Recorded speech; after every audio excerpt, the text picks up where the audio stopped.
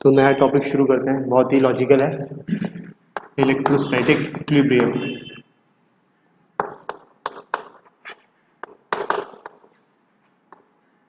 ये वैसे तो ये फोर्स के बैलेंस की कहानी है, लेकिन इसको हम समझ पाएंगे बहुत ही आसानी से, तो इसको मैं डिटेल में लिखवाऊंगा। जस्ट सबसे पहले कंसीडर करो कि एक हमारे पास फिक्स्ड चार्ज है, यहाँ पे फिक्स्ड है ये, और दूसरा यहाँ पर फिक्स्ड है।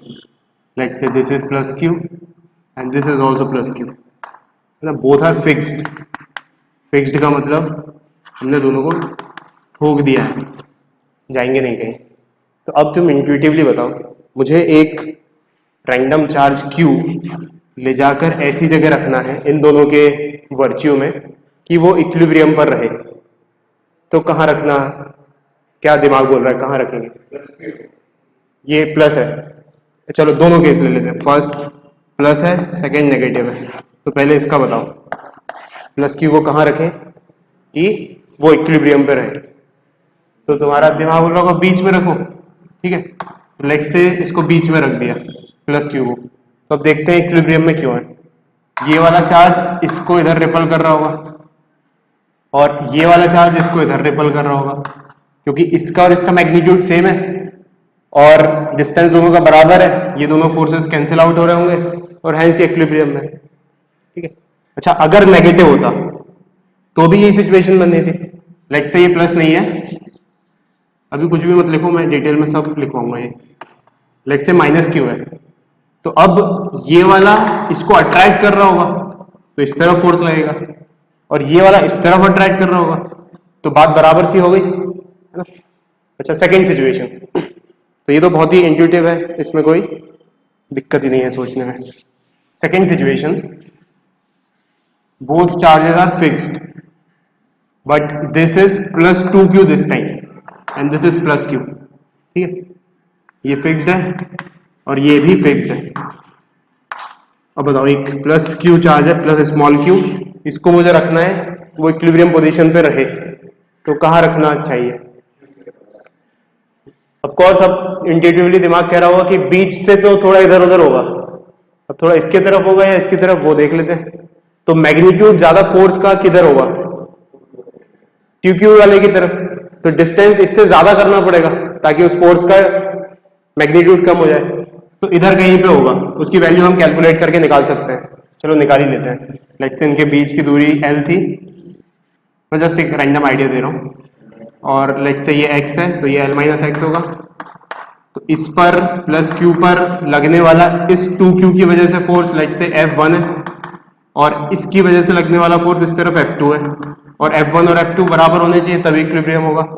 तो F1 is equals to F2, तो यहाँ से F1 की वैल्यू क्या होगी? F1 इज दिस फोर्स, यानी इसका और इसका इंटरेक्शन, तो that is K 2QQ divided by इन दोनों के बीच का जो डिस्टेंस है that is L minus x का whole square.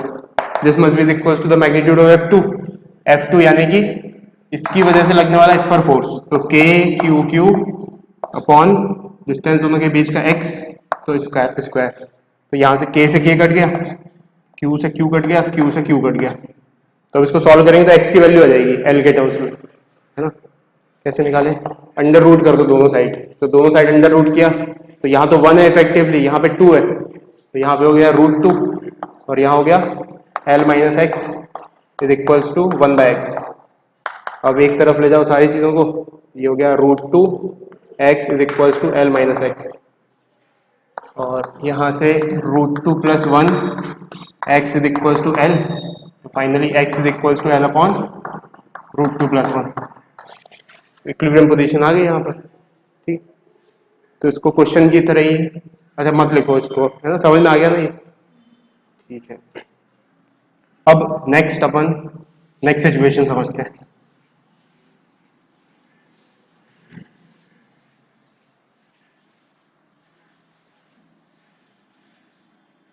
Just imagine a situation, the same situation, plus Q charge है, दोनों ही फिक्स्ड है, और एक चार्ज प्लस स्मॉल q है और दूसरा चार्ज माइनस स्मॉल q है, ठीक है। पहली सिचुएशन में जब प्लस Q हमें पता चल चुका है कि इसका मिड पॉइंट पे इसकी इक्विलिब्रियम पोजीशन होगी। उस इक्विलिब्रियम पोजीशन से मैं इसको डिस्प्लेस करता हूं और अगर वो अपनी पोजीशन पे वापस आ जाता है तो स्टेबल इक्विलिब्रियम, और अगर डिस्प्लेस किया वापस नहीं आया तो अनस्टेबल इक्विलिब्रियम।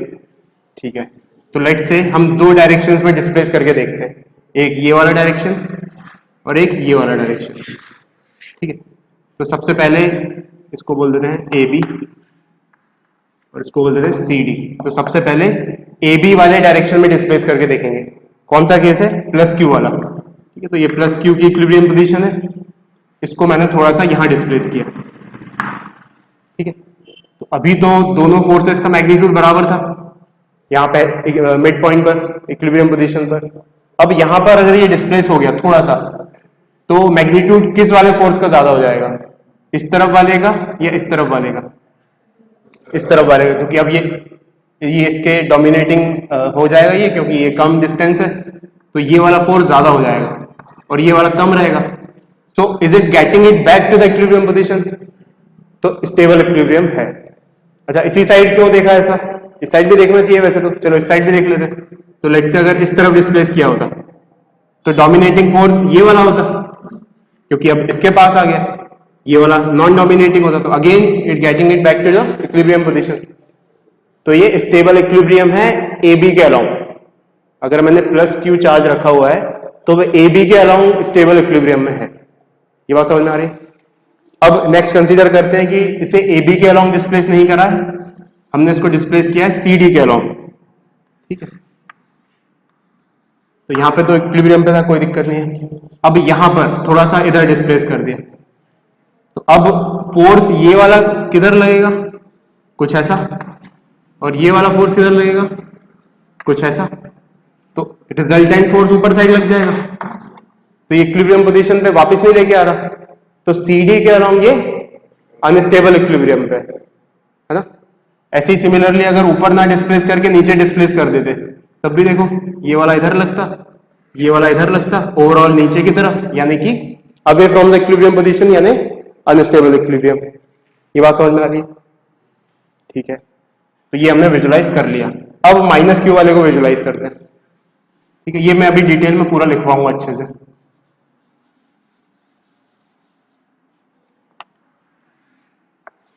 तो यहां पर माइनस क्यू की इक्विलिब्रियम पोजीशन।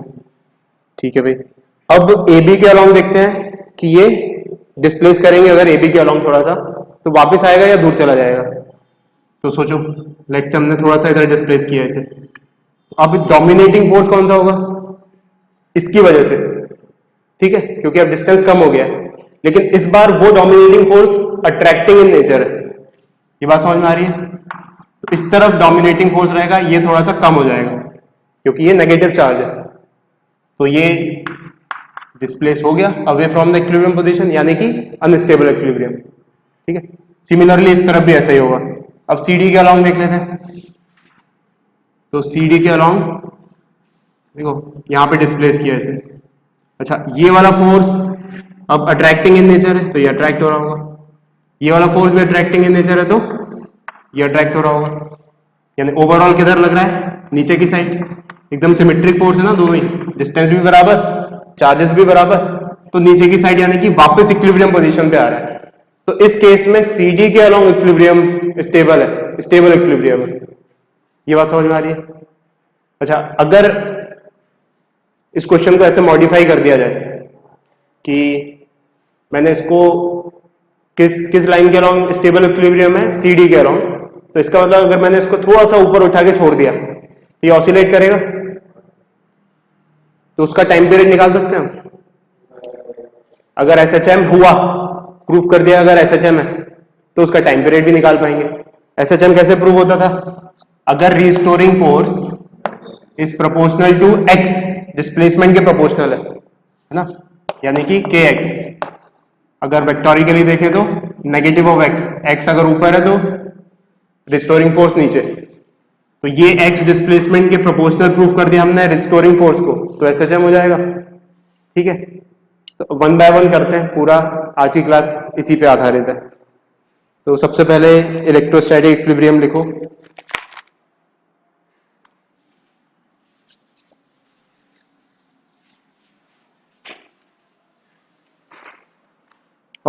फर्स्ट केस बनाओ, एक जनरल केस कि दो चार्जेस रखे हुए हैं, दोनों ही प्लस क्यू है और इनका मिड पॉइंट है m. This is the midpoint of the line joining these two charges. Both charges are fixed.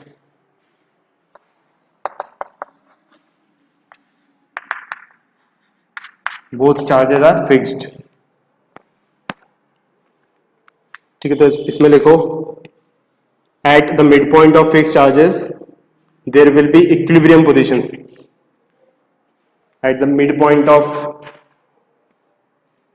fixed charges there will be equilibrium position. ठीक है, इसको अपन एक्सियल लाइन बोल देते हैं and this axial line is A B and इस line को equatorial line बोल देते हैं and this line is C D. Axial line और इक्वेटोरियल लाइन के इंटरसेक्शन पॉइंट को मिड पॉइंट है. ठीक है,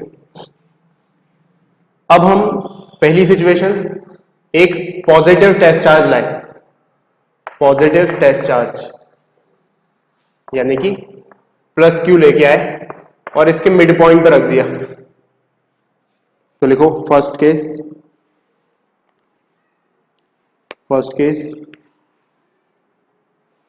for displacement along A B, for displacement along A B equilibrium will be stable, equilibrium will be stable, and for displacement along CD, and for displacement along CD equilibrium will be unstable, equilibrium will be unstable.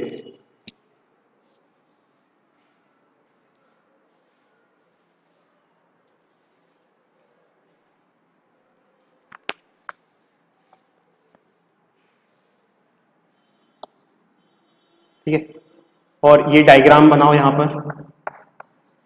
Plus Q अगर हमने थोड़ा सा displace कर दिया यहां, तो let's say this is F A, force because of A, and this is force because of B, and force because of B is greater than force because of A, है ना. तो फर्स्ट केस इसमें along A B जब displace किया तो force because of B is greater than force because of A, hence it will try to get it back to the equilibrium position, hence stable equilibrium.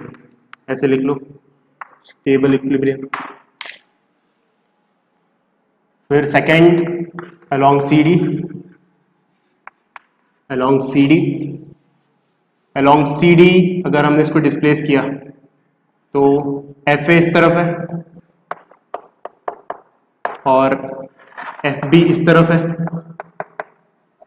और resultant ऊपर की side आ जाएगा. दोनों symmetric force है FA और FB, so it is taking back it to the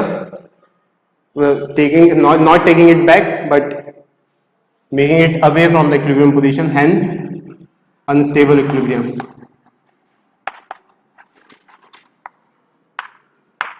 ठीक है,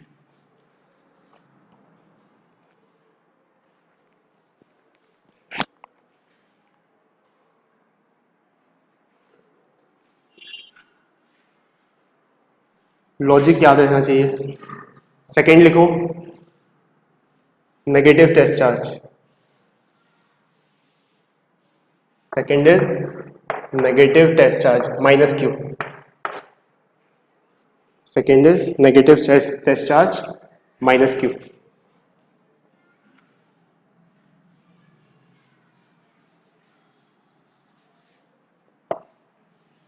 diagram तुम्हें फिर से बनाना पड़ेगा, तेज हाथों से फिर से बना दो.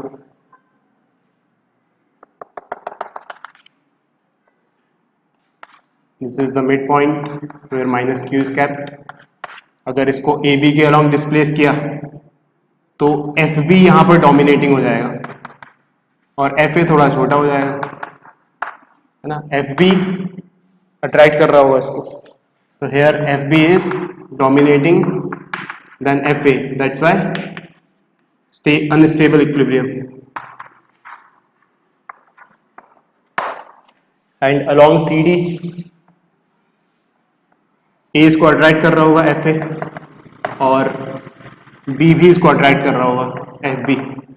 तो जो रिजल्टेंट है वो इक्विलिब्रियम पोजीशन की तरफ है, तो F resultant is getting it back to the equilibrium position, hence stable equilibrium, hence stable equilibrium.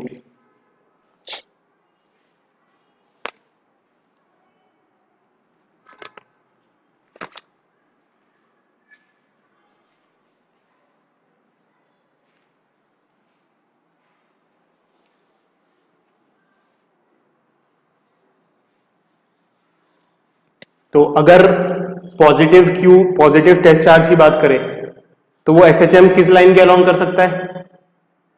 A B के अलोंग। और नेगेटिव टेस्ट चार्ज की बात करें तो वो किसके अलोंग कर सकता है? सी डी के अलोंग, क्योंकि अगर इक्विलिब्रियम पे रहेगा तभी तो इक्विलिब्रियम पोजीशन पे वापस आएगा जब डिस्प्लेस करेंगे, तो अगर स्टेबल इक्विलिब्रियम में है तो एक क्वेश्चन अब हमारे सामने आ रहा है कि अगर ऑसिलेट कर रही है ऑफ कोर्स अपनी अपनी स्टेबल इक्विलिब्रियम वाली पोजीशन के क्रॉस, तो हमें बताना है कि टाइम पीरियड क्या होगा। So we have to recall from SHM. SHM का एक फंडा याद करना है। क्या फंडा है? कि अगर restoring force is equals to minus K X, vectorically लिखा है मैंने, रिस्टोरिंग फोर्स जहां से डिस्प्लेस किया स्टेबल इक्विलिब्रियम की पोजीशन से उसके अपोजिट डायरेक्शन में है और डायरेक्टली प्रोपोर्शनल है, तो एसएचएम होगा। और अगर बॉडी का मास m है तो हम टाइम पीरियड कैसे लिख देते हैं? 2 pi under root m by K. ये चीज हमें रिकॉल करनी है, इस चीज की जरूरत पड़ेगी हमें नेक्स्ट क्वेश्चन को सॉल्व करने में। ठीक, तो क्वेश्चन लिखो, 2 identical charges plus Q, 2 identical charges plus Q are fixed at a distance 2a, are fixed at a distance 2a, are fixed at a distance 2a, full stop. Show that a point charge, show that a point charge plus q, plus small q, plus small q of mass m, of mass m, of mass m will perform SHM, will perform SHM about the equilibrium position, about the equilibrium position for small displacements, for small displacements along the line joining the two charges, along the line joining the two charges. Find time period of SHM. Find time period of SHM.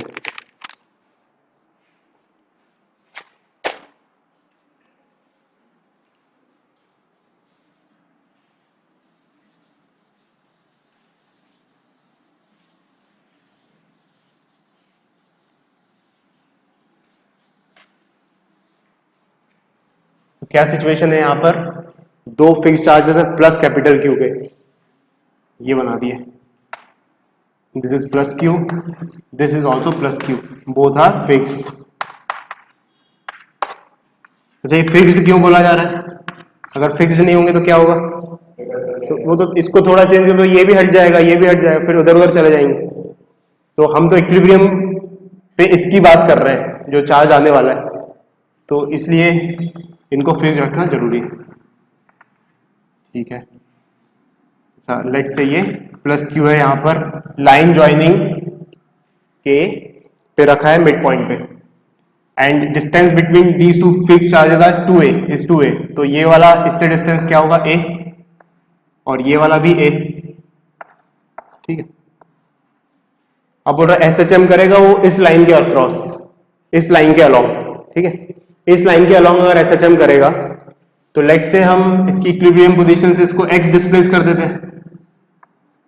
ठीक है, अगर इसको इसकी equilibrium position से x displace कर दिया तो resultant force इस तरफ लगेगा, जो कि इसके इंटरेक्शन और इसके इंटरेक्शन का वेक्टर सम होगा। तो दोनों के इंटरेक्शन लिख लेते हैं सबसे पहले तो अपन।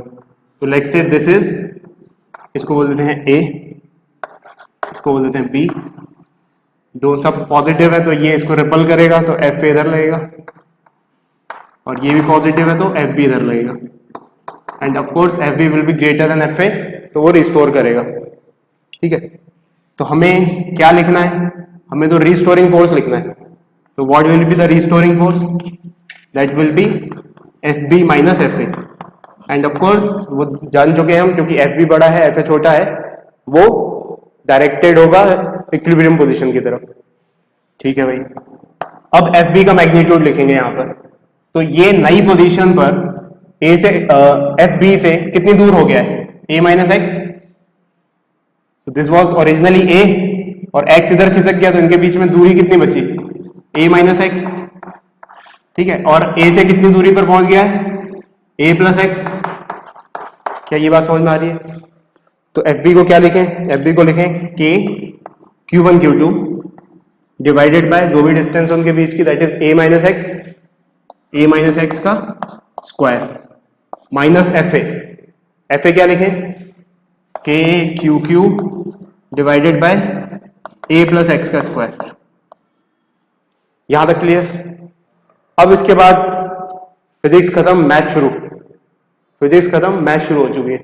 तो यहां तक इक्वेशन बनाने के बाद हम हो चुके हैं फ्री, और हमारा उद्देश्य क्या है अब मैथमेटिकली, कि जो भी ये रिस्टोरिंग फोर्स है इसको प्रूव करना है कि ये x के प्रोपोर्शनल है, और जो भी साथ में चीजें आएंगी वो k के बराबर होंगी। मास m दिया हुआ है तो आंसर आ जाएगा। तो इसको हमें प्रूफ करना है कि ये x के प्रोपोर्शनल है। लग तो नहीं रहा है ना, क्योंकि अपॉन में x स्क्वायर है, तो कोई बात नहीं, लग नहीं रहा तो कोई बात नहीं, तो कुछ अप्रोक्सीमेशन मान लेंगे आगे चल के। क्या दिया हुआ है, स्मॉल डिस्प्लेसमेंट के लिए, जब स्मॉल डिस्प्लेसमेंट होता है तो a स्क्वायर बहुत छोटा होता है x स्क्वायर से। ये बात समझ में आ रही है? तो पहले तो इसको इधर लेके आओ, जितना अपन से बन पड़ता है उतना करते हैं। तो दिस रिस्टोरिंग फोर्स, कांस्टेंट चीजें बाहर लो, ये कांस्टेंट ये कांस्टेंट, तो K QQ और ब्रैकेट में लिखो 1 अपॉन A माइनस एक्स का whole square minus 1 upon A plus X का होल स्क्वायर। कैलकुलेशन करते टाइम बहुत पेशेंट रहना है अपन को, एक जरा सी गलती पूरा क्वेश्चन गलत कर सकती है, तो watch it very closely. K QQ, ठीक है। अब क्या बेस्ट लग रहा है, एलसीएम ले लेते हैं इधर से इधर करके। तो ये लो, यहाँ पे क्या आ जाएगा, A प्लस एक्स का whole square minus A minus x का होल स्क्वायर, और नीचे आएगा, देखना मैं यहाँ पे इसमें एक मैथमेटिकल आइडेंटिटी यूज करता हूँ। एलसीएम लोगे तो दिस मल्टीप्लाइड बाय दिस आएगा, तो A minus x, A plus x क्या होता है, A square minus x square. तो यहां पर क्या जाएगा डिनोमिनेटर में, A square minus x square, और स्क्वायर भी है दोनों का, तो यहां पे एक और स्क्वायर। ठीक है, अब आ जाओ K QQ इधर। अच्छा, अब इसको अपन सॉल्व करते हैं। तो ये A प्लस एक्स का होल स्क्वायर है, और ये A माइनस एक्स का होल स्क्वायर है। A प्लस एक्स का होल स्क्वायर करेंगे तो क्या आएगा, A square plus x square plus 2AX, और यहां पर आएगा A square plus x square minus 2AX। तो A स्क्वायर कट जाएगा, एक्स स्क्वायर कट जाएगा, 2AX माइनस 2AX प्लस हो जाएगा, तो it will be plus 4AX। लिख दो डायरेक्टली, प्लस 4AX हो जाएगा यहां पर। ठीक है, अब डिनोमिनेटर में क्या, A square minus x square का होल स्क्वायर है यहां पर। ठीक है, तो ये जो रिस्टोरिंग फोर्स है, इसका एक्सप्रेशन हमने कुछ ऐसे मैनिपुलेट कर दिया। ठीक है, क्या चाहिए हमें x के प्रोपोर्शनल चाहिए, और क्वेश्चन में क्या दिया हुआ है, the displacement is very smaller than the A, है ना, मतलब ऐसा लिखा हो ना, for small displacements, that means x is very very much less than A। तो x स्क्वायर तो और ज्यादा छोटा होगा A स्क्वायर से। ये बात समझ में आ रही? तो इसका मतलब ये वाली क्वांटिटी इस वाली क्वांटिटी से तो बहुत बड़ी है, ए स्क्वायर वाली क्वांटिटी एक्स स्क्वायर कंपेरेटिव बहुत बड़ी है, तो हम क्या करते हैं, एक्स स्क्वायर को ड्रॉप कर देते हैं, ए स्क्वायर ही लिखे रहते हैं इसको। ये बात समझ में आ रही है? सो दिस इज, ये जो लिखा है इसको हम अप्रोक्सीमेट कर देते हैं ए स्क्वायर के बराबर ही, तो बात बन जाएगी। ठीक है, अब जरा यहां पे सॉल्व करते हैं इसे यूजिंग अप्रोक्सीमेशन। रिजल्टेंट फोर्सेस के क्यू क्यूब और यहां पर 4ax divided by A square लिखा ब्रैकेट के अंदर और उसका भी स्क्वायर है, तो a टू द पावर 4, तो क्या हो गया ये के क्यू क्यूब 4x अपॉन ए क्यूब।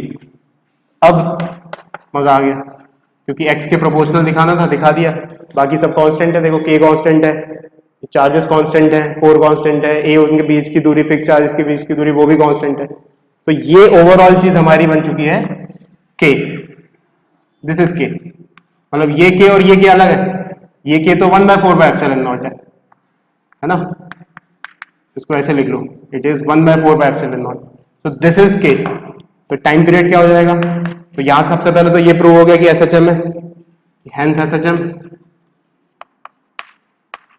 और टाइम पीरियड क्या हो गया 2π√m/k, और k क्या है ये दिख रहा है, तो लिख दो यहाँ पे Q4 को अंडर रूट के अंदर निकाल के बाहर लिख दिया तो 2 आ गया यहाँ, और एक और 4, अच्छा 4 से 4 तो कट ही गया, हटाओ इसे, πε0a³।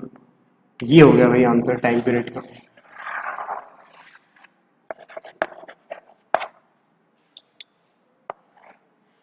आ रहा है समझ में? Yes.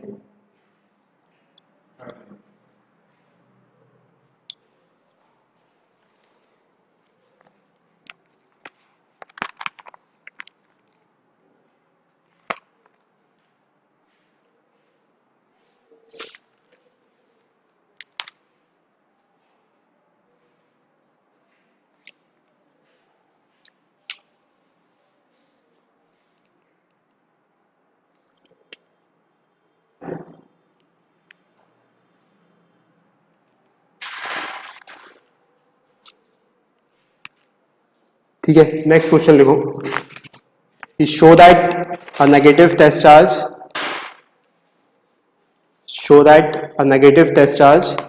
will perform SHM for a small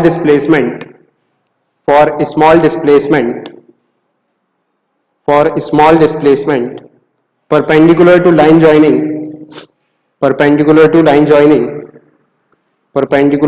joining the two fixed charges. Also find the time period.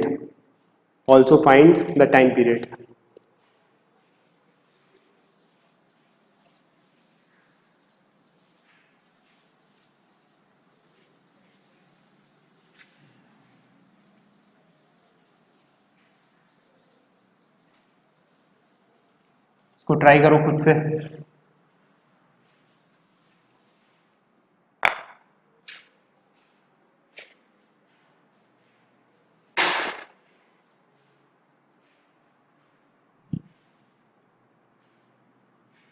को थोड़ा x से डिस्प्लेस कराओ।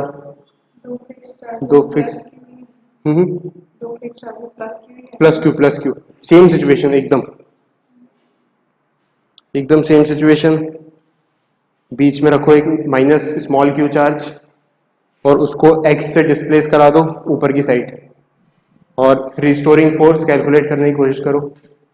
वो रिस्टोरिंग फोर्स x से प्रोपोर्शनल आना चाहिए, तो SHM होगा। और जो भी कांस्टेंट ऑफ प्रोपोर्शनलिटी होगा उसकी मदद से हम टाइम पीरियड लेंगे।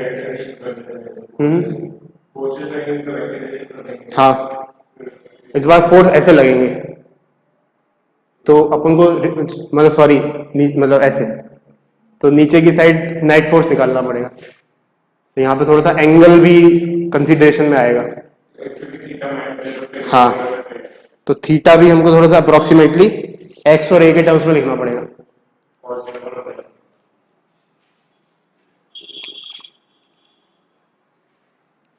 इसमें ये अप्रोक्सीमेशन करेंगे, साइन थीटा और थीटा बराबर होते हैं छोटे थीटा के लिए,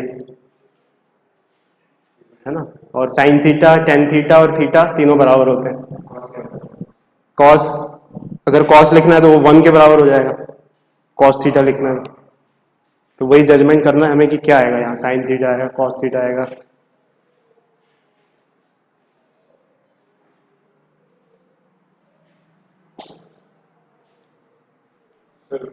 यहाँ पे वेरी कर रहा है, ये वाला क्या वेरी कर रहा है?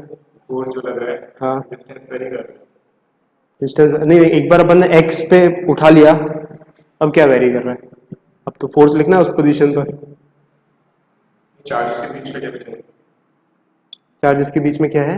ये डिस्टेंस पे फोर्स डिपेंड करेगा। हाँ, वो वेरी कर रहा है हर सेकंड पे, तो इसके बराबर लिख सकता हूँ मैं, क्योंकि थीटा मतलब इसके टर्म्स में लिख सकते हैं, अगर हमको ये पता है तो ट्रिग्नोमेट्रिक रेशियो का यूज करके इसके टर्म्स में लिख सकते हैं, है ना।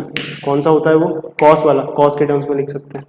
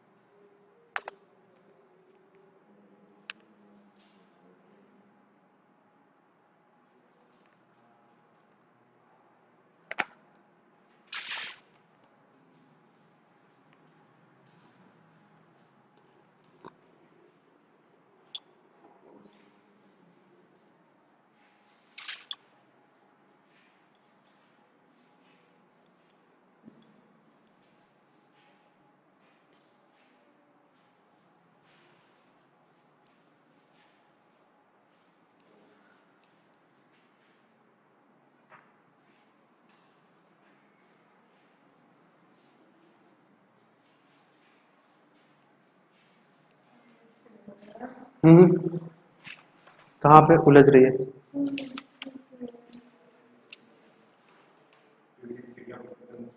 ये एफ इधर, अच्छा ये दोनों बराबर होंगे, ठीक है, ये बात समझ में आ रही है। इसको एफ मान लिया, ठीक है।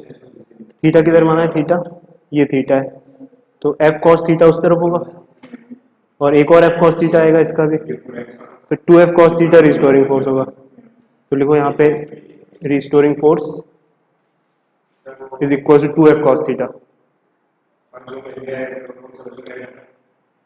अब f को कैसे लिखेंगे? f को लिखेंगे k q small q divided by this distance. इसको कुछ बोल देते हैं, लेट से बोल क्या देते हैं, ये x है ना, ये वाला, अच्छा ये y माना है, ये x है और ये a है, तो ये under root a square minus a square plus x square होगा, हाइपोटेन्यूस है ये, ठीक है। उसका स्क्वायर लिख दो f की जगह, f लिखो। स्टेप बाय स्टेप सोचो, कॉस थीटा को बाद में सोचेंगे, अभी f सोच रहे हैं केवल। टू f लिखो, f इज k, दोनों चार्जेस का product q q divided by under root of x square plus a, तो अंडर रूट हट जाएगा,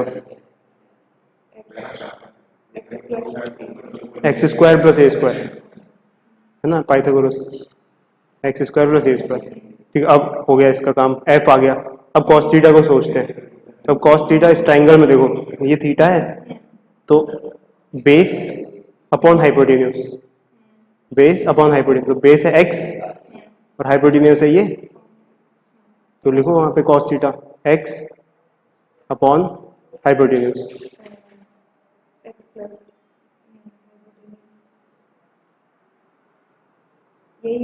ये इसका अंडर रूट, ये तो स्क्वायर लिखा था हमने, तो उसका under root, x square plus a square का अंडर रूट।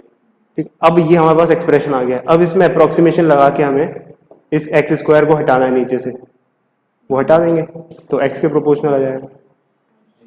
है सुन, हाँ बोलो अक्षर। रिस्टोरिंग फोर्स आ गया, फिर करना था उसको। रिस्टोरिंग फोर्स आ गया के क्यू क्यू बाय सी स्क्वायर, इसको तुमने सी मान लिया। अब सी जेड बराबर जा रहा है क्योंकि ये आ रहा है सी तो एक फोर्स तो इस तरफ है और एक इस तरफ है, तो अगर इसको थीटा माना है, इसको थीटा मान लो, ठीक है। तो ये एफ है, तो इसका कंपोनेंट इधर साइड क्या होगा, एफ कॉस थीटा, और इसका किधर होगा, इधर भी एफ कॉस थीटा, तो net restoring 2f cos theta. Cos theta तो बंदे cos थीटा वन मानेंगे। नहीं मानेंगे वन, ऐसे मानेंगे ना। अब थीटा इसको माना है, ठीक है, सो x अपॉन सी, कॉस थीटा की वैल्यू x अपॉन सी, जेड है, जेड है, z अपॉन सी, और एफ की वैल्यू लिख दो। और f की वैल्यू लिख दो 2kq q अपॉन सी स्क्वायर, और ये 2/c z 2 नहीं है z है, इसलिए z ऐसा बनाया करो बीच में से काट के। और इसको फोर्स रिस्टोरिंग हो गया। अब ठीक है, अब ये अब आ गए अपने अपन ने इसको x माना है, इसको z माना है, तो अब c को क्या लिख सकते हैं, x square plus Z square. ये तो c ऐसे ही माना था हमने, हाँ ठीक, लिखना तो x के टर्म्स में, नोन टर्म्स में लिखना है। सी क्यूब मान लेते हैं, सी की जगह x square plus Z square और क्यूब। क्यूब नहीं, अंडर रूट भी होगा ना, ये अंडर रूट का क्यूब, पाइथागोरस में अंडर रूट भी। फिर प्रूफ करना है कि ये x के प्रोपोर्शनल है, ठीक है। आओ देखो अब फटाफट मैं भी सॉल्व करता हूँ। ये दो फिक्स चार्जेस हैं, प्लस क्यू, ठीक है। मिड पॉइंट पर एक माइनस क्यू चार्ज है, दोनों फिक्स्ड है, एक्सट्रीम चार्जेस फिक्स्ड है, और line C D equatorial line के अलॉन्ग ये इक्विलिब्रियम स्टेबल इक्विलिब्रियम में थोड़ा सा इसको x डिस्प्लेस कर दिया, तो इस पर ये वाला चार्ज फोर्स लगाएगा इस तरफ, let's say that is f, और ये वाला चार्ज फोर्स लगाएगा इस तरफ, that is also f by symmetry, और इस एंगल को हमने थीटा बोल दिया। तो जो नेट रिस्टोरिंग फोर्स है वो इन दोनों का वेक्टर सम होगा। ऐसी सिचुएशन में प्रोजेक्शन लेना ज्यादा आसान है, f sin थीटा और f sin थीटा वाले कंपोनेंट तो कट रहे हैं, f cos थीटा और f cos थीटा जुड़ रहे हैं, तो restoring force is 2f cos theta. अब आराम से f को सोचते हैं और cos थीटा को सोचते हैं, तो 2f इज किन्हीं भी एक की वजह से फोर्स ऑफ इंटरेक्शन, तो ये यहां से यहां तक डिस्टेंस 2a है, तो यहां से यहां तक डिस्टेंस a होगी, और ये hypotenuse a square plus x square का रूट हो जाएगी, ठीक है। तो f कैसे लिखें, 1/4 q1 q2 divided by this square, तो that is a square plus x square, है ना, अंडर रूट का स्क्वायर कर दिया, ठीक है। अब cos थीटा पर आते हैं, इस ट्राइंगल को पकड़ो, cos थीटा क्या होता है, base upon hypotenuse, so what is base, x upon hypotenuse, hypotenuse is this thing under root of a square plus x square, ठीक है। बस अब यहाँ पे फिजिक्स खत्म, अब अप्रोक्सीमेशन करके हमें कुछ मैथमेटिकल मैनिपुलेशंस करने हैं, तो यहाँ आ जाते हैं। तो restoring force is given as 1/2πε0 QQ divided by, इधर x भी है।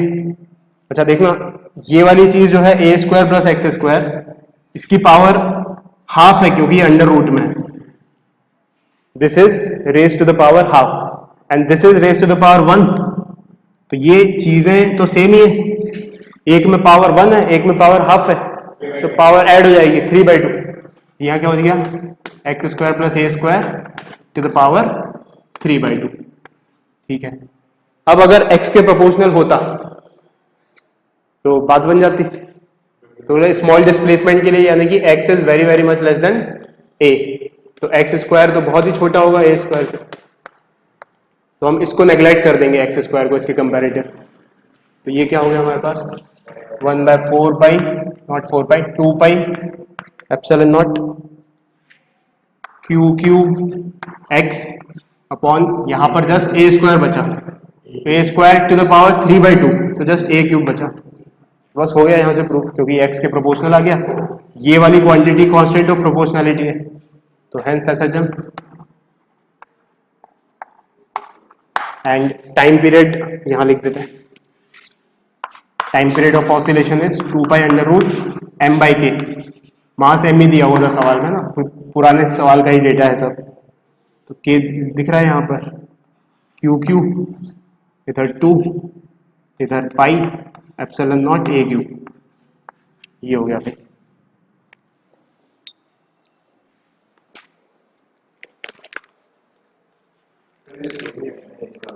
हाँ अलग आया, क्यों हुआ ऐसा?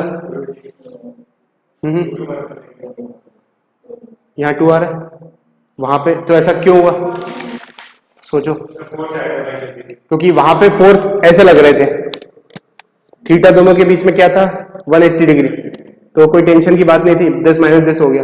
लेकिन यहाँ पर ऐसे लग रहे, थीटा अलग है यहाँ पर, इसलिए नेट इफेक्ट फोर्स का अलग आया है।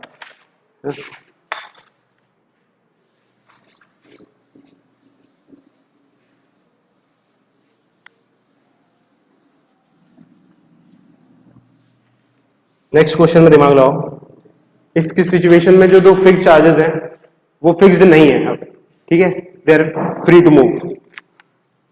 तो this is plus Q, it is free to move, it is also plus Q, it is free to move, ठीक है।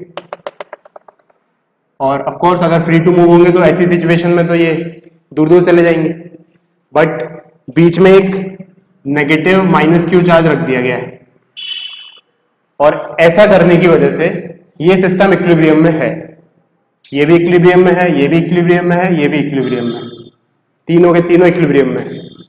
तो हमें बताना है दोनों जो प्लस क्यू चार्जेस हैं उनके बीच का सेपरेशन L है, ठीक है। और हमें बताना है कि ये मिड पॉइंट नहीं है ना, डोंट गेट कि इंट्यूटिवली ये मिड पॉइंट है, ये कहीं भी हो सकता है। लेट्स से पहले चार्ज से x दूरी पर है, तो हमें बताना है find the position and value of the third charge, find the value and position of third charge, this is the third charge, so that system of 3 charges can be in equilibrium, system of 3 charges can be in equilibrium, ठीक है। तो इस third charge की value भी बतानी है और position भी बतानी है ना। वैल्यू मतलब इन क्यू के टर्म्स में क्या होगी वैल्यू, ठीक है।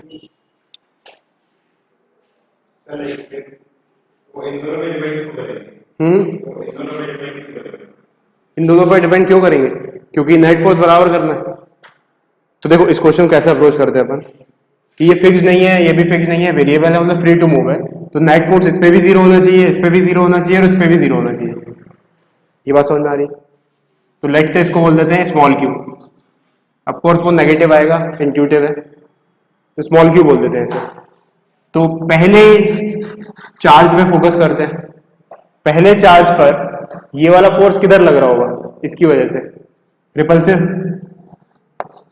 कितना लग रहा होगा, लेट से उसको बोल देते हैं F, this is A, this is B, this is C, तो this is force because of B, और C की वजह से फोर्स किधर लगना चाहिए तब इक्विलिब्रियम में होगा, इधर लगना चाहिए, तो 100% ये नेगेटिव होना चाहिए, ठीक है, इधर लगना चाहिए, तो इसको -q मान लेते हैं, चलो ठीक है, या q कैलकुलेट कर लेते हैं मैग्नीट्यूड, फाइनली नेगेटिव में रिपोर्ट कर देंगे, यानी जैसा सोचना वैसा।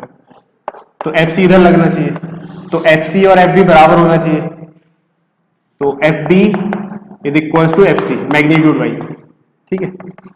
तो FB जो है उसका अगर लिखे मैग्नीट्यूड तो क्या होगा, KQ² डिवाइडेड बाय L²। ये बात समझ में आ रही है? बिल्कुल समझ में नहीं आया तो बोलना। इज इक्वल्स टू FC को लिखो, FC यानी कि इसकी वजह से, तो क्या KQ डिवाइडेड बाय x²। तो ये एक इक्वेशन बन गई। इस इक्वेशन में कितने वेरिएबल है सोचो, वेरिएबल है जिनकी वैल्यू हमें नहीं पता है, तो x की वैल्यू नहीं पता है और q की वैल्यू नहीं पता है, तो ये एक इक्वेशन है जिसमें दो वेरिएबल्स हैं, तो क्लियरली आंसर नहीं आएगा। दो इक्वेशन हो, दो वेरिएबल हो, तब आंसर आता है। तो दूसरी इक्वेशन कहां से बनाए? इससे बना देते, इस पे लिख देते हैं नेट फोर्स, तो एक इक्वेशन यहां से बन जाएगी।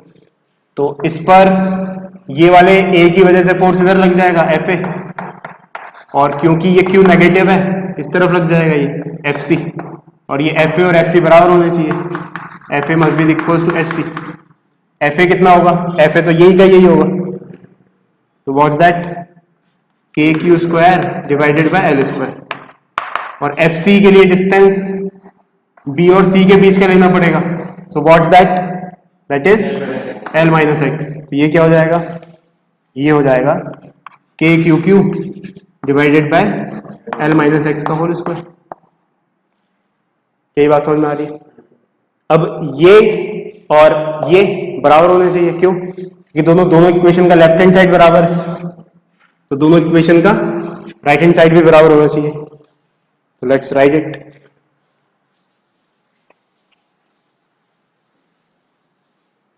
तो by comparing this equation and this equation we can say कि K Q Q by x square is equals to K Q Q divided by L minus x का स्क्वायर। तो न्यूमरेटर तो दोनों का सेम है, कट गया, तो under root भी स्क्वायर ले लिया, तो अब अंडर रूट लेंगे तो प्लस माइनस दोनों आ सकता है ना? तो वन बाय वन देखते हैं, एक बार प्लस ले लेते हैं, तो one by x is equals to one upon L minus x, यानी कि ये इसके बराबर है।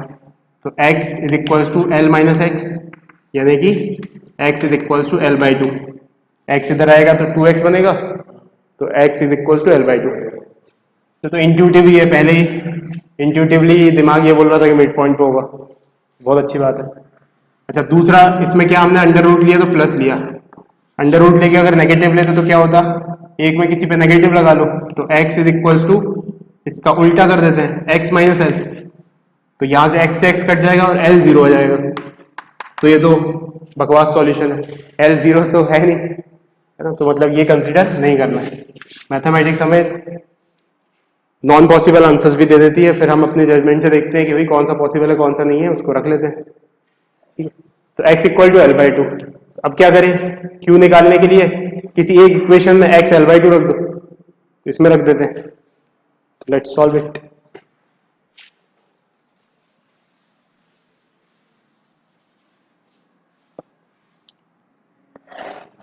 तो K Q square divided by L square is equals to K Q Q divided by x की जगह एल बाई टू। बस इसमें क्या वेरिएबल है? केवल स्मॉल क्यू आ जाएगा आंसर। के क्यू स्क्वायर से के क्यू स्क्वायर कट, एक के क्यू से एक के क्यू कट गया, ठीक है?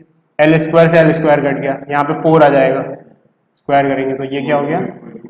4 इधर जाएगा तो 1/4 में जाएगा, तो K Q by 4 is equals to Q, ठीक है? अब बाय इंट्यूशन, बाय दिमाग लगा के, Q should be negative of capital Q, तो आंसर क्या होना चाहिए?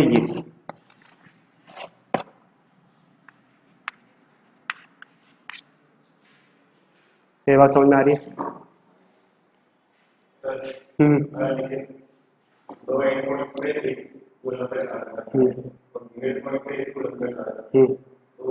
नहीं हो पाएगा। तो मतलब कि अगर एक प्रैक्टिकल सिचुएशन देखें तो क्या जानकारी दे रहा है हमें कि अगर दो एंड पर हमने 1 कूलम और 1 कूलम के चार्ज रख दिए, तो अगर तीसरा चार्ज लाना है सच दैट तीनों चार्ज इक्विलिब्रियम में हो, तो बीच में रखना पड़ेगा -1/4 कूलम का चार्ज, तब इक्विलिब्रियम तीनों मेंटेन रहेंगे।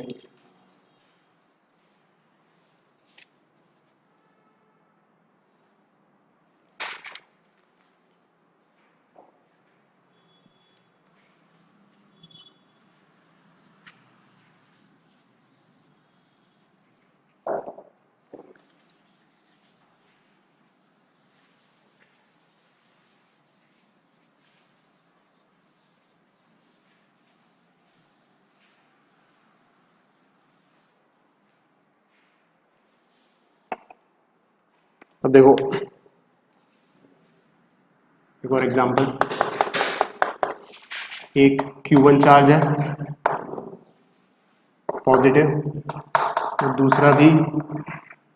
दूसरा Q2 चार्ज है वो भी पॉजिटिव, दोनों ही फिक्स्ड है, and the magnitude of Q2 is greater then Q1।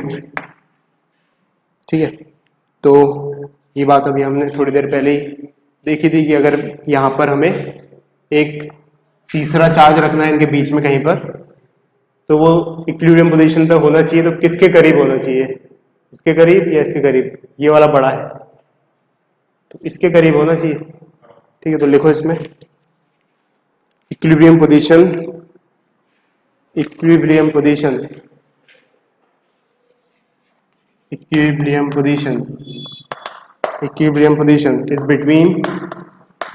is between two charges and will be closer to Q1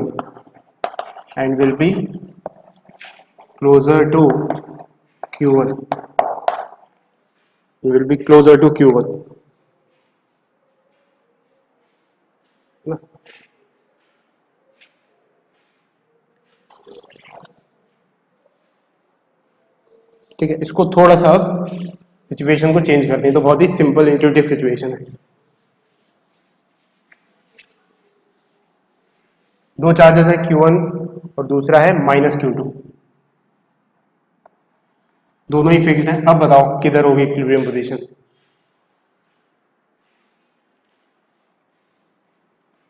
positive test charge है जो रखने वाले हैं हम, वो +Q है, पहली सिचुएशन प्लस स्मॉल q। ये दोनों बराबर नहीं है, बराबर ले लें क्या?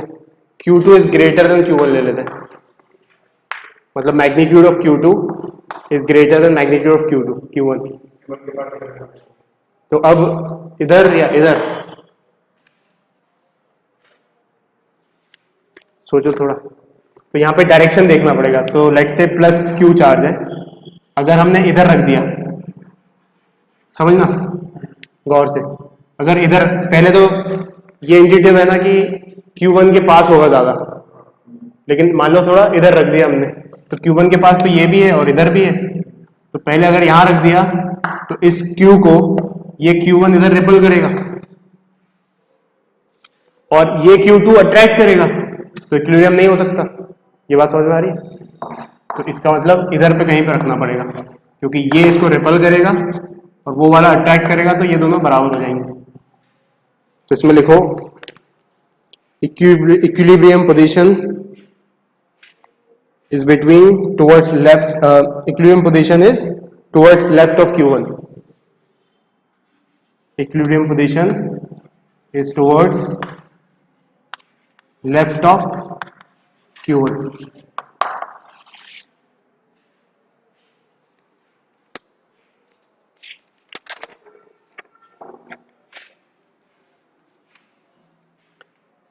चलो नेक्स्ट एक मजेदार क्वेश्चन सॉल्व करते हैं। लिखो 5 point charges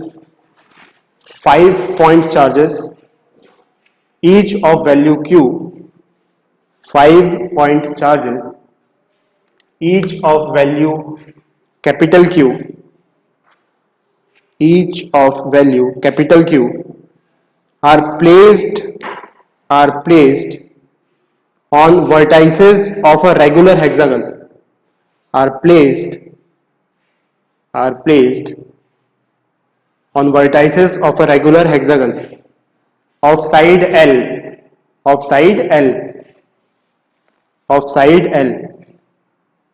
full stop. What is the magnitude of force? What is the magnitude of force on a point charge? On a point charge of value -Q,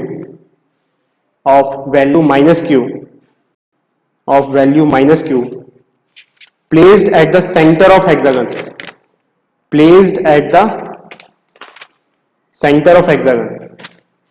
What is the magnitude of force on a point charge -Q placed at the center of hexagon?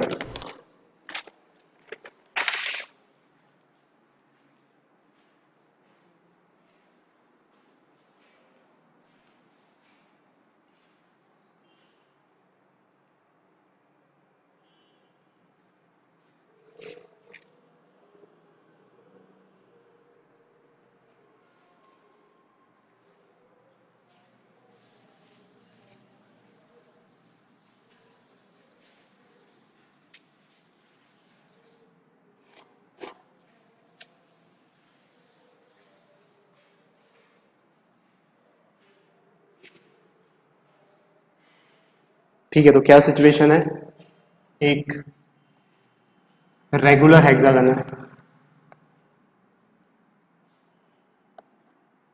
ठीक है,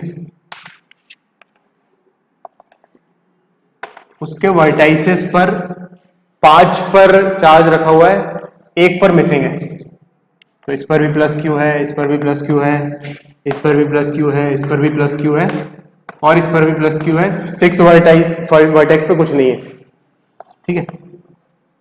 और इसके centre पर यहां पर एक charge रखा हुआ है, दैट इज -q।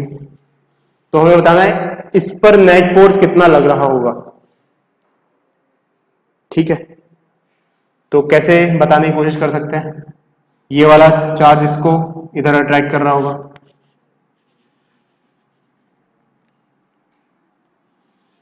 ये वाला चार्ज इसको इधर अट्रैक्ट कर रहा होगा, ये वाला चार्ज इसको इधर अट्रैक्ट कर रहा होगा, ये वाला इधर अट्रैक्ट कर रहा होगा, ये वाला इधर अट्रैक्ट कर रहा है।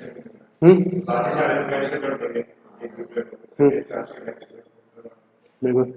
तो देखो डिस्टेंस क्या दिया हुआ है, मतलब डिस्टेंस यानी कि एज क्या दी हुई है इसकी हेक्सागन की, L। तो सबसे पहले तो ये सोचो ये सभी फोर्सेस का मैग्नीट्यूड बराबर होगा क्या, तो बिल्कुल बराबर होगा। अच्छा, अगर ये भी होता तो नेट फोर्स कितना होता, 0। यानी कि इन पांचों के इफेक्ट को ये वाला फोर्स बैलेंस कर रहा है। क्या ये बात समझ में आ रही है? अगर ये 5 हैं और छठवां भी होता, ये 5 है छठवां होता तो नेट 0 होता। मतलब लेट से इस सिचुएशन में इन पांचों का रिजल्टेंट इसके बराबर होना चाहिए, तभी तो 0 होगा। एक बार फिर 1 2 3 4 5, ये 0 नहीं है, लेट से ये कुछ है ओवरऑल इधर कुछ, ठीक है। तो ये पांचों का जो सम है वो 0 नहीं है, वो इधर कुछ है। अच्छा, अगर सारे होते पूरे के पूरे 6, ज्यादा बन गए क्या, ज्यादा बन गए, 1 2 3 4 5 6, ठीक है। इनका सम क्या होता, नथिंग, 0। इसका मतलब अगर 5 है तो वो छठवें को बैलेंस कर रहे हैं। तो in spite of calculating these forces we will calculate this force and reverse is direction. ये बात समझ में आ रही है? तो मेहनत का काम नहीं, दिमाग का काम है, केवल एक फोर्स कैलकुलेट करना है, ये वाला, और उसके अपोजिट में आंसर दे देना है। तो उसको कैलकुलेट करने के लिए क्या चाहिए रहेगा, ये डिस्टेंस चाहिए रहेगा जस्ट। तो अगर तुम देखो अच्छे से तो ये वाला एंगल कितना होता है, हेक्सागन है तो मतलब कि कितने स्लाइसेस बन रहे हैं इसके, हेक्सागन शेप का पिज्जा है, अगर उसके 6 स्लाइसेस कर रहे हो तो 360 डिग्री डिवाइडेड बाय 66 बन रहे हैं, तो ये 60 डिग्री है। अगर ये 60 डिग्री है तो इसका मतलब ये क्या, ये कितना है, ये भी 60 डिग्री है। तो 60 डिग्री है, ये भी 60 डिग्री है, तो सब 60 डिग्री है, मतलब ये इक्विलेटरल ट्राइंगल है। तो this is L, this is L, this is L, तो answer is net force is K Q1 Q2 यानी कि Q square divided bye L square. और किस डायरेक्शन में, इस डायरेक्शन में, ऐसा। और डायरेक्शन तो पूछा नहीं, जस्ट मैग्नीट्यूड पूछा है, मैग्नीट्यूड बता देंगे ये आंसर। और ये बात समझ में,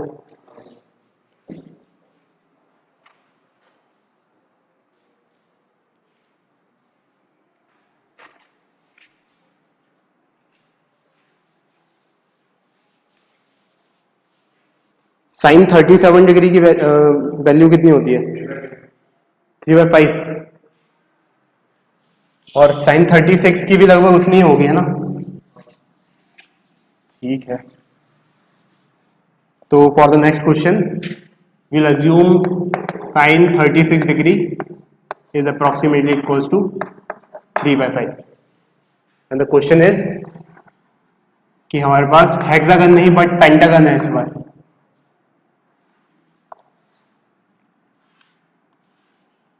रेगुलर पेंटागन है,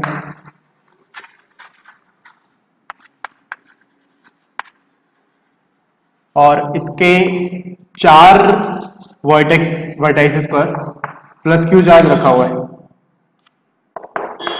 5th वर्टेक्स पे मिसिंग है, ठीक है। तो सेंटर पर जो चार्ज है वो माइनस क्यू रखा हुआ है, तो इस पर नेट फोर्स निकालना है, तो निकालो। And the side length is given as L।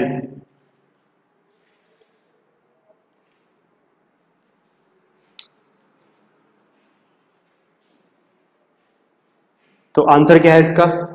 अगर यहां पर भी होता तो नेट फोर्स 0 होता, यानी कि इसका इफेक्ट उसके इफेक्ट को कैंसिल, इन चारों का इफेक्ट उसके इफेक्ट को कैंसिल कर रहा है। कुल मिला के हमें इन दोनों फोर्सेस के बीच में इंटरेक्शन निकालना है, वही आंसर है। तो अज्यूम कर लेते हैं कि यहाँ प्लस क्यू रखा हुआ और इन दोनों के बीच का जो भी इंटरेक्शन है उसके अपोजिट डायरेक्शन पे नेट फोर्स लग जाएगा। तो answer is F is equals to K Q Q divided by, let's say this is x divided by x square, ठीक है। तो अब इस सिचुएशन में क्या x और L बराबर होंगे? नहीं होंगे, है ना। उसमें क्यों हो गए थे? क्योंकि इक्विलैटरल ट्रायंगल बन रहा था, यहां पर नहीं होंगे। तो क्या करें, सोचते हैं। यहां पर पिज्जा के कितने स्लाइस होंगे? अगर ये पेंटागन साइज का पिज्जा है तो 5, यानी कि एक angle is 360 degree divided by 5। तो सॉल्व करो, 72 डिग्री। तो मतलब दिस एंगल इज 72 डिग्री, ठीक है। This angle is 72 degree. अब अगर हम यहां से ऐसे परपेंडिकुलर ड्रॉप कर दें तो ये आधा एंगल कितना होगा? 36 डिग्री, और 36 डिग्री की वैल्यू हम जानते हैं ट्रिग्नोमेट्रिक रेशियोज के लिए 37 के लगभग। तो फिर इसको हम अच्छे से सॉल्व कर सकते हैं। तो इस ट्राइंगल को कंसीडर करो, दिस एंगल इज 36 डिग्री, और इसमें हम क्या लिख सकते हैं? हमें क्या लिखना है? हमें ये वाला लिखना है, this is what we want, this is x, ठीक है। तो क्या लिखें इसमें? साइन थीटा लिख देते हैं, दिस इज L/2, क्योंकि बाय सिमेट्री अगर यहां से परपेंडिकुलर डालेंगे तो इसके मिड पॉइंट पे गिरेगी। तो this is L/2 and this is L/2। तो साइन 36 डिग्री इज परपेंडिकुलर यानी कि L/2 डिवाइडेड बाय हाइपोटेन्यूज यानी कि x। तो L/2 इंटू x, तो x क्या हो गया यहाँ से? L/2 साइन 37 डिग्री, 36 को 37 मान लो, तो ये 3/5, ठीक है। So that is what 5L/6। अब ये उठा के वहां सब्स्टिट्यूट कर देते हैं। सो KQ² डिवाइडेड बाय 25L²/36, ये आंसर हो गया। नोट कर लो फटाफट।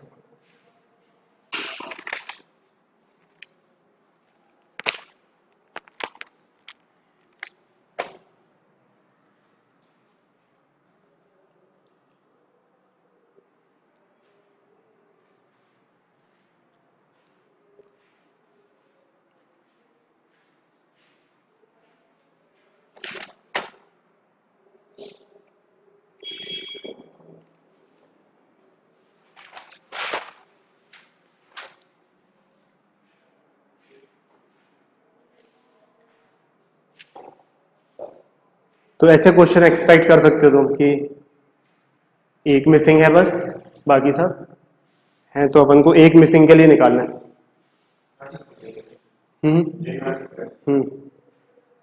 जेई में आ सकते हैं, नीट में आ सकते हैं, मतलब कि लगेगा वो कि कैलकुलेट करना है कुछ, लेकिन कुछ ऐसा एलिमिनेट करके कुछ करना है, ठीक है।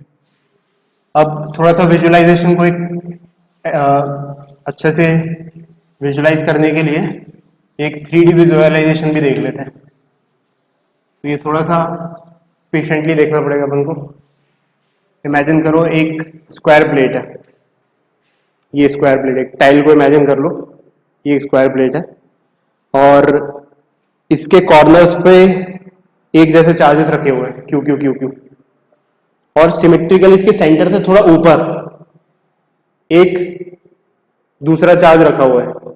तो उस पे नेट फोर्स बताना है इसकी वजह से, इन चारों की वजह से। हाँ, ठीक है। आ रहा है क्या समझ में ये बात? तो देखो, मान लेते हैं कुछ, ये 4 कॉर्नर्स हैं,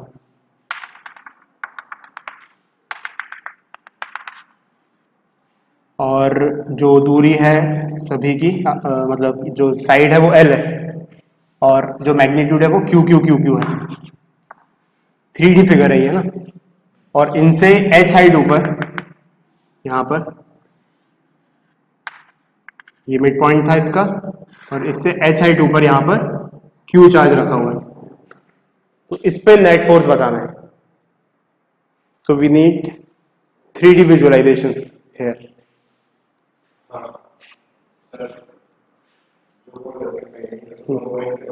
हाँ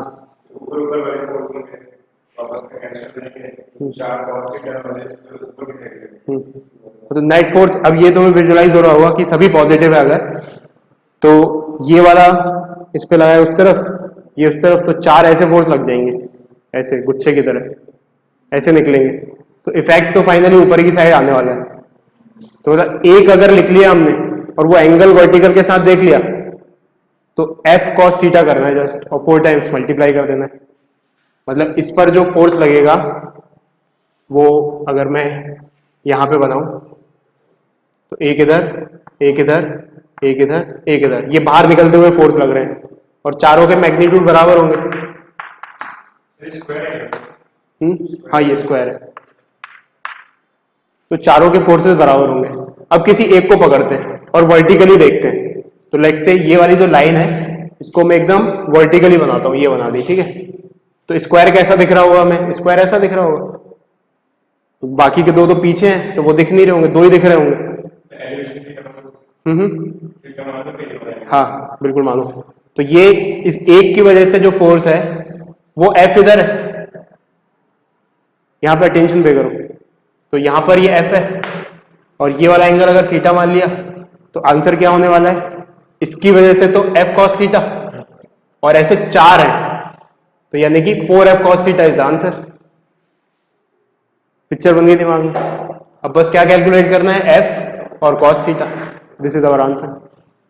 तो F कैसे कैलकुलेट करें? ये L/2 है और ये H है तो ये कितना होगा?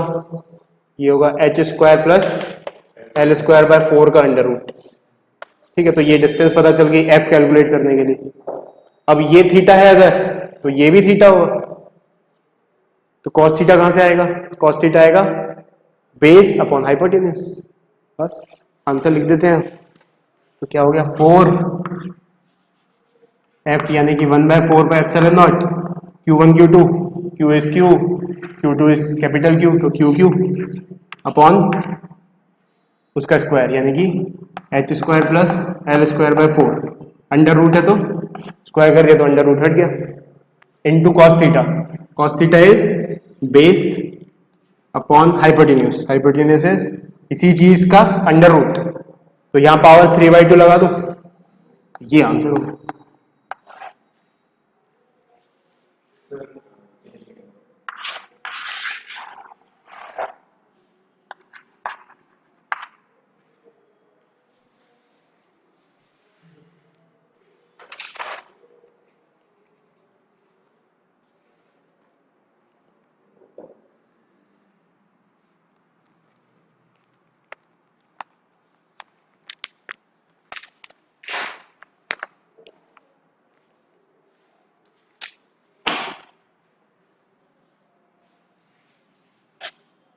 समझ में आई?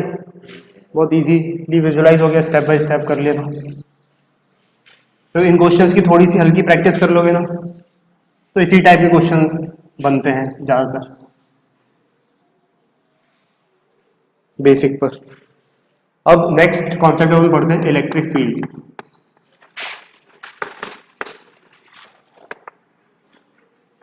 इलेक्ट्रिक फील्ड क्या होती है सबसे पहले इसको समझते हैं। तो इमेजिन करो, सबसे पहले हमने ग्रेविटेशनल फील्ड नाम की कोई चीज़ पढ़ी थी जब ग्रेविटेशन पढ़ रहे थे, और नहीं भी पढ़ी थी तो फिर नॉर्मली ऐसे ही सोचो कि अर्थ के तरफ कोई भी मास अट्रैक्ट क्यों हो जाता है? क्योंकि ग्रेविटेशनल फील्ड है। कोई भी मास किसी की ग्रेविटेशनल फील्ड में आएगा तो उसकी तरफ अट्रैक्ट हो जाएगा। It is because of the mass of the body. तो सिमिलरली अगर कोई चार्ज है तो उसके आसपास भी एक इलेक्ट्रिक ऑरा क्रिएट होता है एनालॉगस टू ग्रेविटेशनल ऑरा, जैसे मास के आसपास होता है। तो उस ऑरा को हम इलेक्ट्रिक फील्ड बोलते हैं। ये बात समझ में आ रही है? इसका मतलब कि अगर यहाँ पर चार्ज रखा हुआ है तो इसके आसपास एक ऑरा होगा जिसको हम इलेक्ट्रिक फील्ड बोलेंगे। This is let's say plus Q. वो सब ऑल डिटेल में हम 10th क्लास में देख चुके हैं कि उसको प्लस है तो बाहर निकलती है इलेक्ट्रिक फील्ड लाइंस और नेगेटिव है तो अंदर निकलती। तो इसके आसपास ऑरा होता है, तो उसको रिप्रेजेंट कैसे करें? सबसे पहले तो दिमाग में साइंटिस्ट के ये ख्याल आया, तो उन्होंने कहा एक काम करते हैं, बहुत ही बच्चों अच्छे से ड्रॉ कर लें, पेन रहता है बच्चों के हाथ में तो इलेक्ट्रिक फील्ड लाइन से इसको डिनोट कर देते हैं। ऐसा कुछ शेड वेड ना करते हुए लाइन बना लेते हैं। और ये बात समझ में? तो electric field is represented by electric field lines, ठीक है। और पॉजिटिव चार्ज से ये बाहर निकलती है, ऐसा हमने बचपन में पढ़ा है। वो अब हम समझेंगे कि क्यों निकलती है बाहर, क्योंकि हम मैथमेटिकल डेफिनेशन देखेंगे इलेक्ट्रिक फील्ड की इंटेंसिटी क्या होगी। लेट्स से अगर यहाँ पर कोई चार्ज रख दिया और सेम चार्ज को यहाँ पर रख दिया तो ज्यादा फोर्स कहाँ महसूस होगा? यहाँ पर या यहाँ पर? यहाँ पर, है ना। अगर नेगेटिव चार्ज है तो ज्यादा अट्रैक्टिव फोर्स यहाँ लगेगा, यहाँ पे थोड़ा कम अट्रैक्टिव फोर्स लगेगा। पॉजिटिव चार्ज है तो ज्यादा रिपल्सिव फोर्स यहाँ लगेगा, यहाँ कम रिपल्सिव लगेगा। तो इसका मतलब यहाँ पर इलेक्ट्रिक फील्ड की इंटेंसिटी कम ज्यादा है और यहाँ पर इलेक्ट्रिक फील्ड की इंटेंसिटी कम है। तो एक बात तुमने पढ़ी होगी बचपन में कि इलेक्ट्रिक फील्ड लाइंस की डेंसिटी जहां पर ज्यादा होती है वहां पर इलेक्ट्रिक फील्ड कम होती है। जैसे फॉर एग्जांपल मैंने एक एरिया यहां कंसीडर किया और उतना ही बड़ा एरिया यहां कंसीडर किया, ज्यादा इलेक्ट्रिक फील्ड लाइंस कहाँ कट हुई? इस एरिया से या इस एरिया से? इस एरिया से। तो इसका मतलब यहां पर इलेक्ट्रिक फील्ड इंटेंसिटी ज्यादा है। ऐसे बचपन में अपन समझ लेते थे। अब एग्जैक्टली उसका मैग्नीट्यूड मैथमेटिकल देखेंगे। तो सबसे पहले तो इलेक्ट्रिक फील्ड की डेफिनेशन लिखो। तो electric field is the region, electric field is the region around charge particle, around charge particle और चार्ज बॉडी, और चार्ज बॉडी, और charge body in which if another charge is placed, in which if another charge is placed, it experiences electrostatic force, it experiences electrostatic force. If another charge is placed, it experiences electrostatic force. ठीक है।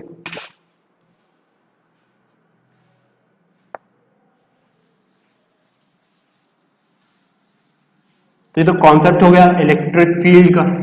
अब electric field के magnitude को represent करने के लिए हमें कुछ मैथमेटिकल एक्सप्रेशन चाहिए, उसके लिए उसका पैमाना चाहिए।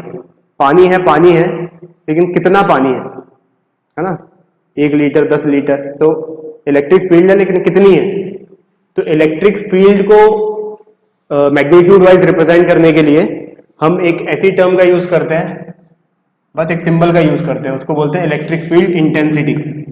तो नेक्स्ट इज इलेक्ट्रिक फील्ड की इंटेंसिटी क्या है? That is represented by E vector. Of course electric field is a vector quantity. तो इलेक्ट्रिक फील्ड इंटेंसिटी कैसे डिफाइन करते हैं अपन, ये देखते हैं, ठीक है।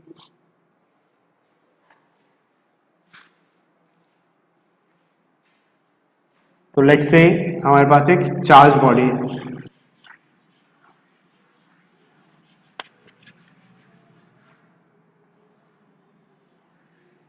तो उसके आसपास इलेक्ट्रिक फील्ड बन रही होगी। पॉइंट चार्ज नहीं है, कुछ रैंडमली चार्ज है, ठीक है। तो लेट्स से कुछ ऐसी बन रही है,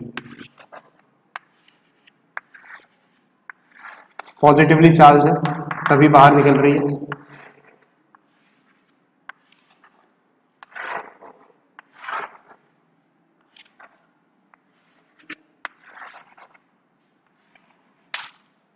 और हमें इस रैंडम पॉइंट पर इधर इलेक्ट्रिक फील्ड इंटेंसिटी बतानी है, ठीक है।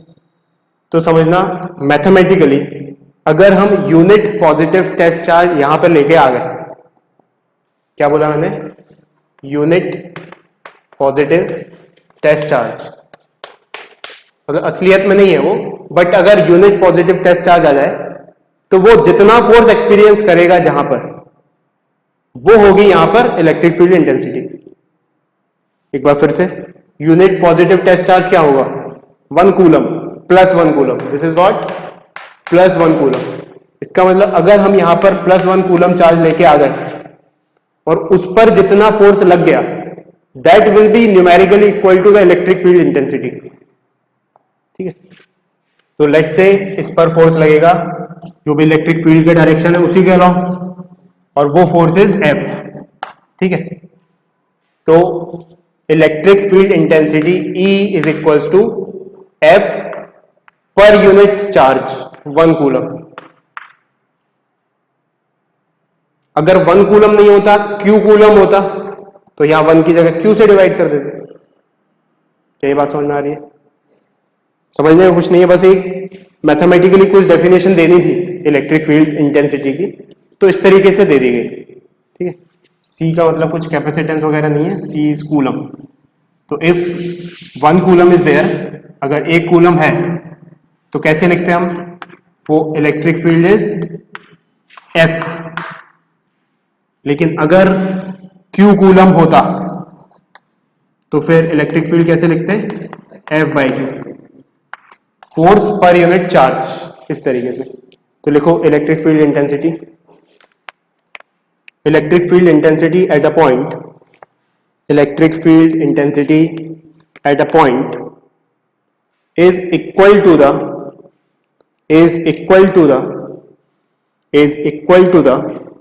electrostatic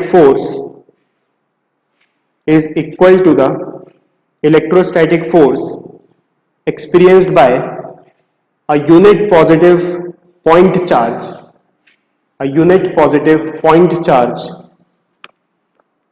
electrostatic force experienced by a unit positive point charge placed at that point both in magnitude and direction,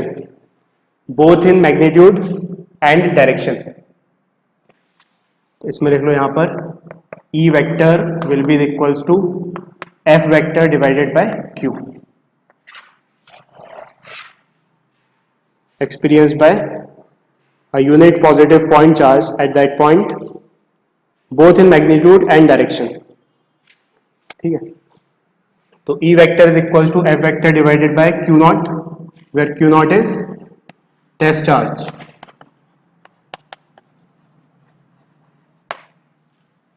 ठीक है, तो यहां से अगर हमें फोर्स निकालना है इस चार्ज पर, तो कैसे निकालेंगे, F is equals to Q naught into E। Other way round, अगर इलेक्ट्रिक फील्ड दी हुई है और फोर्स निकालना है चार्ज पर, तो वो Q नॉट इंटू E हो जाएगी। अब जल्दी से इससे रिलेटेड कुछ पॉइंट्स लिख लेते हैं। तो लिखो important points regarding electric field,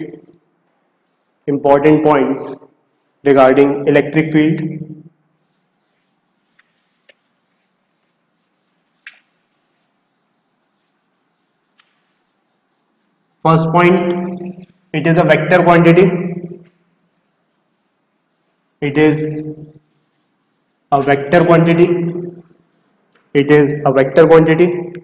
Its direction is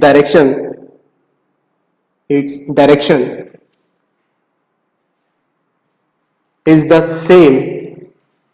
Its direction is the same as the force experienced by the positive charge.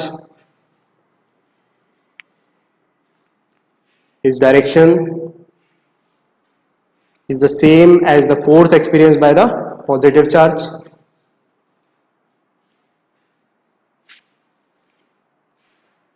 And opposite to the force experienced by negative charge. ये diagram बनाओ कि अगर electric field इस direction में है और हमने positive charge रख दिया यहाँ पर, तो उस पर फोर्स किस तरफ लगेगा, इलेक्ट्रिक फील्ड के ही डायरेक्शन में। और अगर नेगेटिव चार्ज है तो उस पर फोर्स किस तरफ लगेगा, opposite to the electric field का डायरेक्शन। ठीक, सेकेंड पॉइंट लिखो, direction of electric field direction of electric field due to positive charge is always away from it,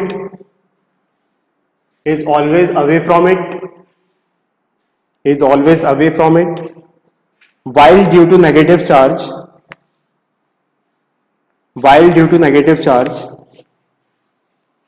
it is always towards it.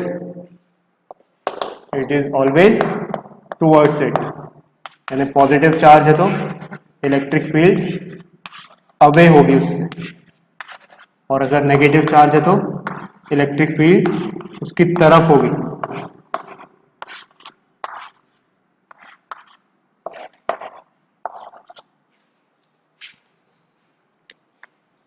ठीक है। अच्छा, electric field की SI unit क्या होगी? तो by mathematical definition electric field is defined as force per unit charge, ऐसा कुछ define कर रहे हैं। तो इसकी एसआई यूनिट क्या होगी? न्यूटन पर कूलम। तो लिखो third point, it's SI unit is Newton पर कूलम। अगर डायमेंशन फॉर्मूला लिखना है तो लिख देंगे हम।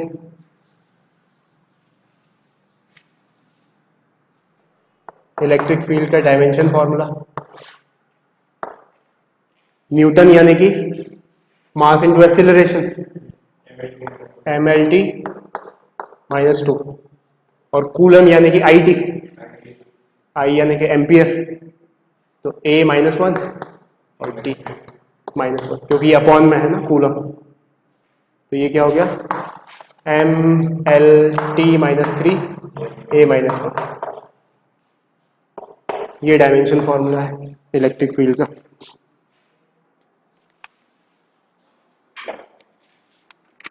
जो पहला पॉइंट में हमने डायरेक्शन मार्क किया था उसको शब्दों में भी लिख लो। Third point, on a positive charge, बहुत ही इंपॉर्टेंट पॉइंट है ये। On a positive charge electric force is in the direction of electric field. On a positive charge electric force is in the direction of electric field, and on a negative charge it is opposite to the direction of electric field, and on a negative charge it is in the opposite direction of electric field.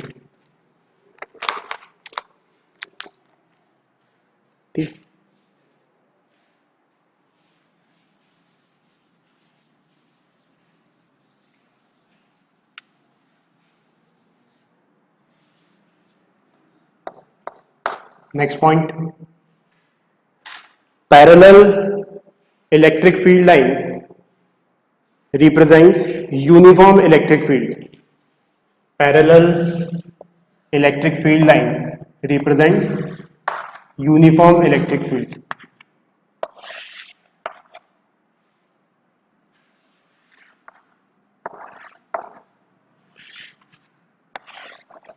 तो अगर parallel electric field lines है तो मतलब electric field uniform है। इसका क्या मतलब कि यहां पर भी वही मैग्नीट्यूड है, लेट्स से 5 न्यूटन पर कूलम, यहां पर भी वही मैग्नीट्यूड है 5 न्यूटन पर कूलम, यहां पर भी वही मैग्नीट्यूड है 5 न्यूटन पर कूलम, हर जगह वही मैग्नीट्यूड है। यूनिफॉर्म मतलब एक जैसी, ठीक है। और पैरेलल के अलावा किसी भी टाइप की फील्ड लाइंस हैं तो इंटेंसिटी चेंज हो रही होगी। लेट्स से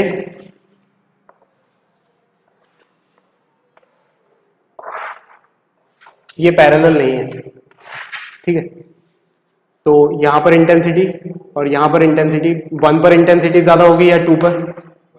1 पर है ना। तो magnitude of electric field at 1 is greater then magnitude of electric field at 2। लेकिन यहां पर हर जगह बराबर, E1 E2 E3 सब बराबर।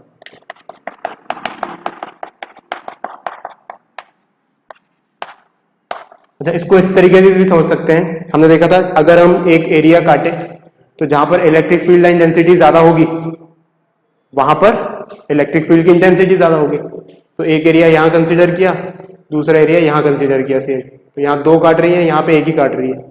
अगर एक और बना दी जाए तो यहाँ पर 3 काट रही है, यहाँ एक ही काट रही है, तो इसका मतलब यहाँ पर इलेक्ट्रिक फील्ड इंटेंसिटी कम है, यहाँ पर ज़्यादा है। सेम लॉजिक से अगर यहाँ बनाया जाए और यहाँ बनाया जाए तो बराबर है, देखो बराबर लाइंस काट रही है। तो ये याद रखना है, वेरी इंपॉर्टेंट। नेक्स्ट पॉइंट लिखो, it obeys the principle of superposition. It obeys the principle of superposition, that is field intensity at a point, that is field intensity at a point due to the system of charges, due to the system of charges, due to the system of charges, due to the system of charges is vector sum of, is vector sum of, is vector sum of the field intensities due to, is the vector sum of the field intensities due to individual point charges, individual point charges। ठीक है,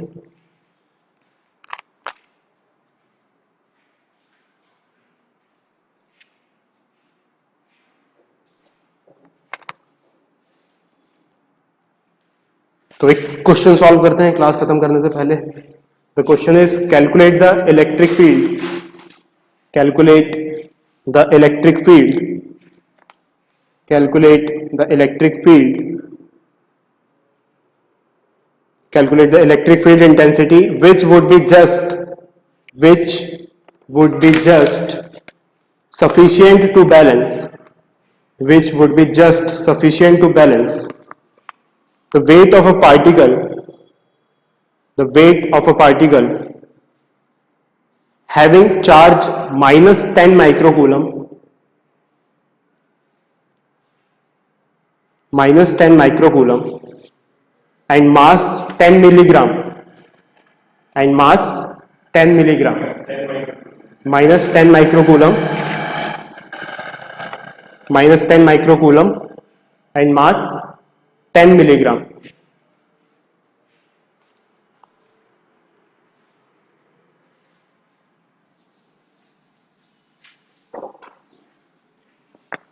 तो क्या लिखा हुआ है, calculate the electric field intensity which will be just sufficient to balance the weight of a particle having charge minus 10 microcoulomb।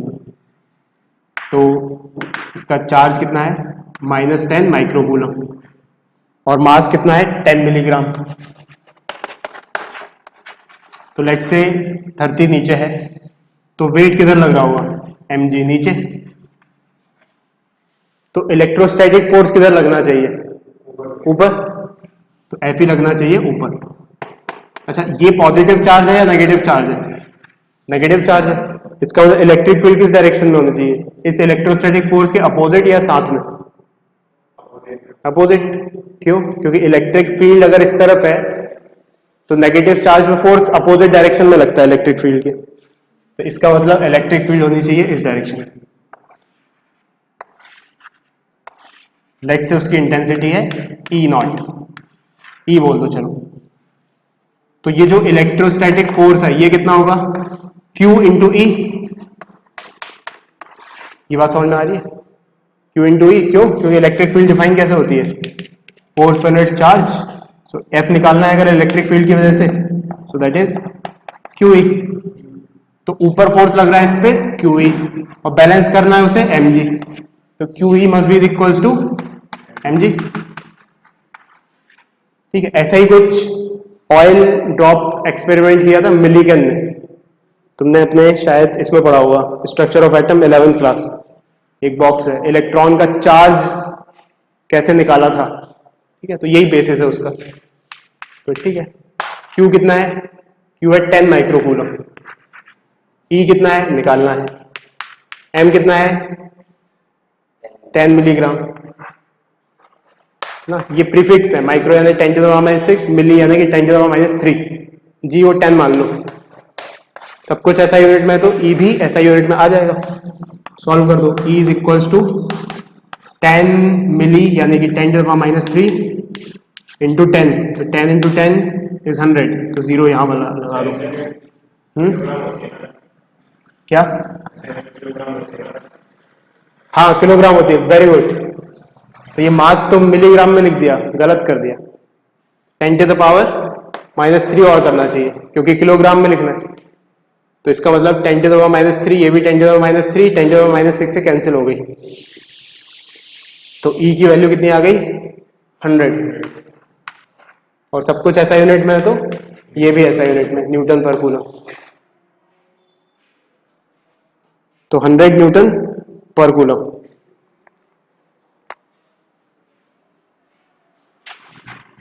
एक बार check कर लेते हैं, 100 ही आ रहा है, नहीं 10 से 10 कट जाएगा ना, 10 आ रहा है, नॉट 100 बट 10। तो 10 न्यूटन पर कूलम किस डायरेक्शन में? डाउनवर्ड।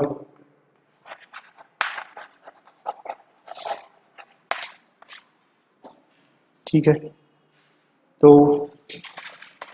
तुम्हें होमवर्क सॉल्व करना है इलेक्ट्रोस्टैटिक इक्विलिब्रियम से रिलेटेड क्वेश्चन, ठीक है, और इलेक्ट्रिक फील्ड के बेसिक क्वेश्चंस। चलो इलेक्ट्रिक फील्ड के मत करो, बट ये करना, इलेक्ट्रिक फील्ड की कल करना, इलेक्ट्रोस्टैटिक इक्विलिब्रियम के क्वेश्चन कंप्लीट करने हैं। टुडे सैटरडे, कल छुट्टी है तो ये प्लीज कंप्लीट करना, मंडे को हम कंटिन्यू करेंगे यहाँ से। ठीक है, मिलते हैं फिर नेक्स्ट क्लास में, बाय बाय।